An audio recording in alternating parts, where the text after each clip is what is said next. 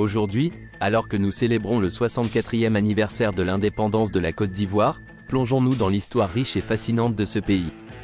Bien avant l'arrivée des Européens, la région était habitée par divers groupes ethniques comme les Sénoufos, Malinqués, Baoulés, Ani et Bété, vivant en relative harmonie et pratiquant le commerce.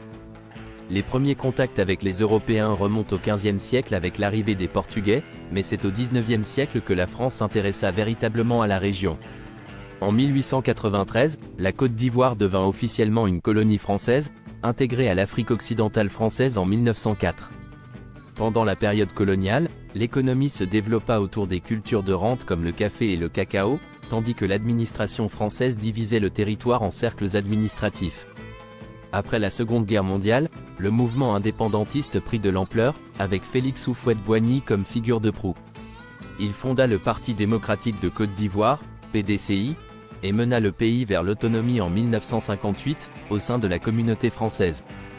Finalement, le 7 août 1960, Houphouët-Boigny proclama l'indépendance de la Côte d'Ivoire, ouvrant ainsi un nouveau chapitre de l'histoire du pays.